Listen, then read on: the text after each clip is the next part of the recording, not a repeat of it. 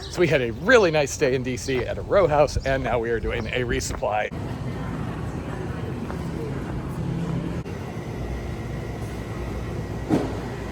And well, if you have almost no power needs, they work. Stick-sized energy banks, like they figure out a way to make it. So that got exciting because this road we're on, it changes direction based on the time of day. So right now, both lanes are going that way. Later in the day, it's two-way, so we kind of ended up into oncoming traffic for a while, and then you have to circle around. You can't make certain turns. We got dropped off just on the side of the road, but we're back. Oh, those trail angels really helped us out there. And so we're back on the CNO. It's windy. It's probably raining at some point, but for the moment, it's nice. We are resupplied once we triage. The trail angels confirm that it is going to be a much different hike for the next while. We're going to be on this for over 100 miles, or I am. There are bathrooms, there are campsites. It will change again, nature of the trail, but at least we can relax, huh? So we have a little more traffic this morning. We've also been told that that bike path splits off basically almost right away. So it's going to be quieter for us going forward. And we're early in the season for actual bike backers and hikers. Wow! I think Jen is already missing the pavement, all the friendly drivers. Well, and I think there's a difference between wanting to do something and wanting to do the social media version of that thing. Taters is 200% happier already because we have found turtles. Aha! So we were told this canal has more water in it up high. Looks like there are closed lock doors that are leaking like lock doors do.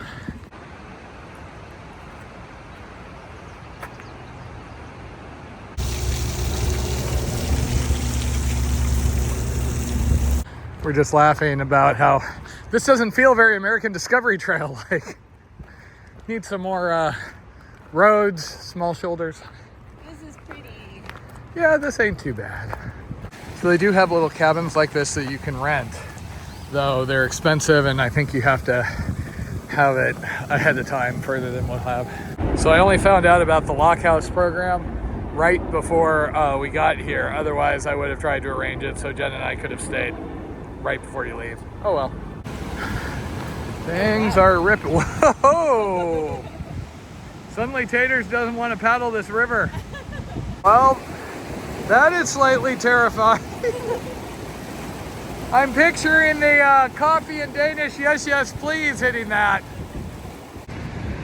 Oh, no traffic noise. Look at that.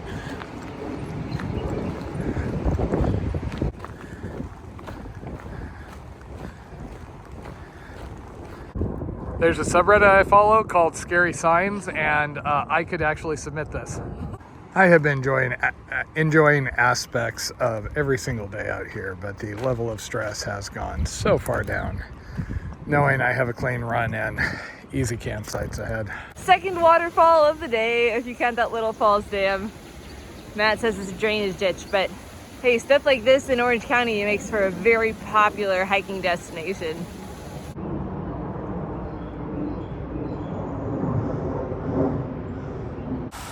That might look like it's leaking badly, but I have seen actual functional U.S. Corps of Engineers locks that were leaking way more than that on the Mississippi. There may actually be some flooding higher up. So much water. So it was getting all over everything, but I had no choice.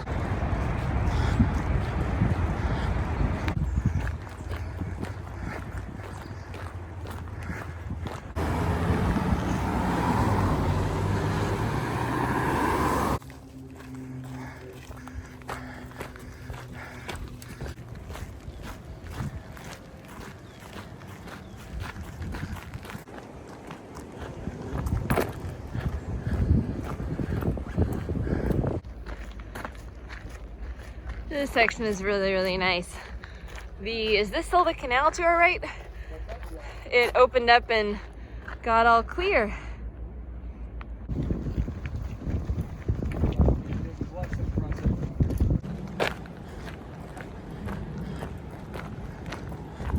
of Swains, I believe, is Horsepen Branch, which is like a 20 year.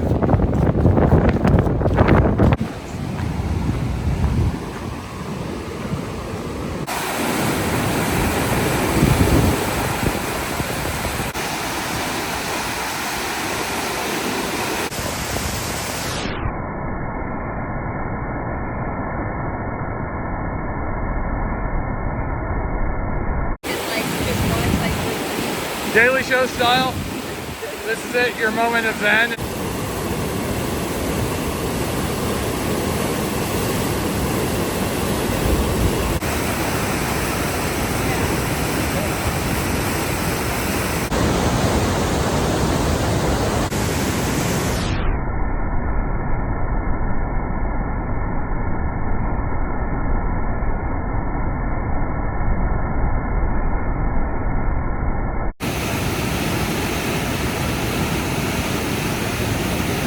Calluses are coming along, but it's this point right here that's the worst, and part of it, it's just that, I don't know, pudge, etc. of my foot.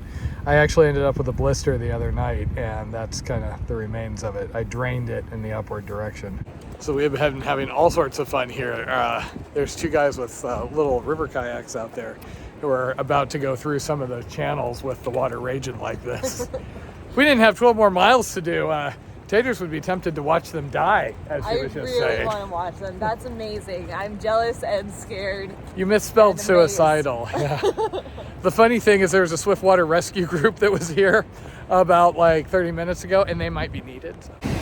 Okay, I think this is Tater's favorite stop all day. Oh yeah, I want to see the kayakers hit one of those. Those guys say they're going out in this. So that was super awesome. Anton and his wife came out. Same guy that gave Jen a ride and lent us the umbrellas. We gave back one of the umbrellas since Jen is leaving in a day or two, and she's like, yeah, it'll be fine. It's not gonna rain anymore. It probably started raining on us while they were here, but it's fine. And they brought us sandwiches, and it is funny. Sandwiches are freaking amazing out here. I don't know if it's the bread or what, but they are a thing that I really end up craving when I'm on the trail.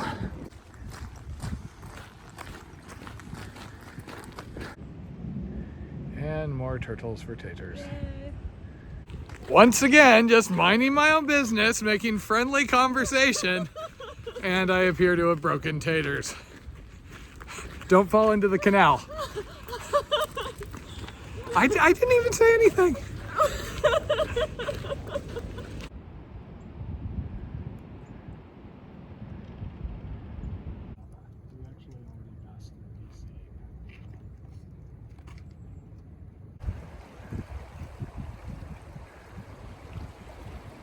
So this is the first campsite closed due to high water, but apparently not everybody's letting that stop them.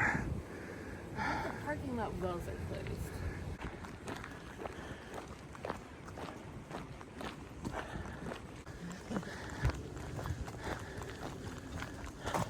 Oh no, not the ranger.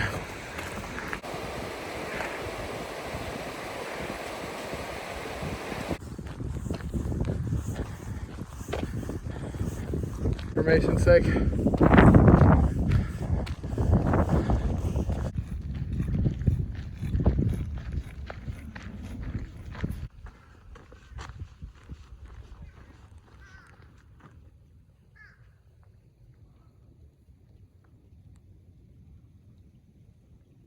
Our canal got a little brush choked up here. Seemed to happen all of a sudden.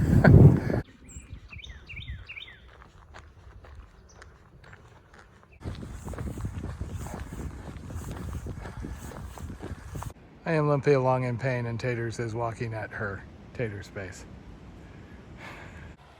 Holy crap. That tree just fell over. I guess squirrel jumped on the wrong side. Here, Taters demonstrates chairs are overrated. Why be a chair when you can be a speed bump for a cyclist? No way.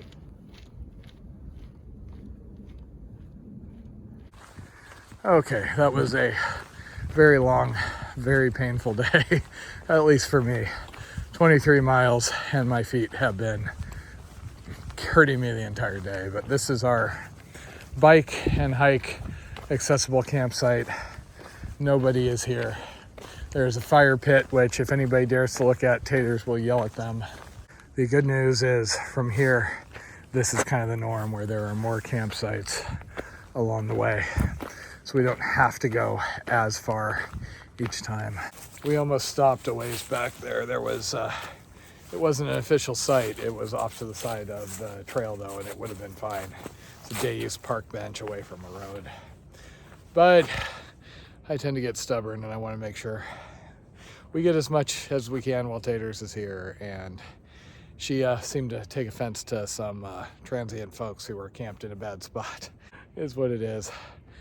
But I need to rehab my feet a little.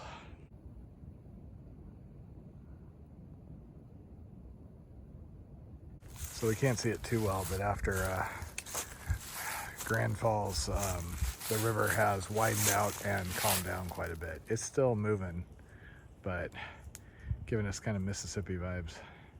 So that water pump is on. It does have a sign saying it's not potable.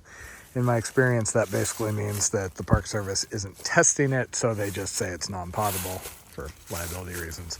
So we'll probably run it through the filter. I've got a brand new Sawyer. It'll be fast. That was, I think, our biggest day yet for both of us. 23 miles, all of it on the lusciously pleasant C&O trail. And we ended up at the Horseman Branch campground, one of these awesome free open campsites that's right along the C&O trail, right on the banks of the Potomac. Enjoyed a gorgeous sunset and set up the tent right about dark. Home sweet home for the night.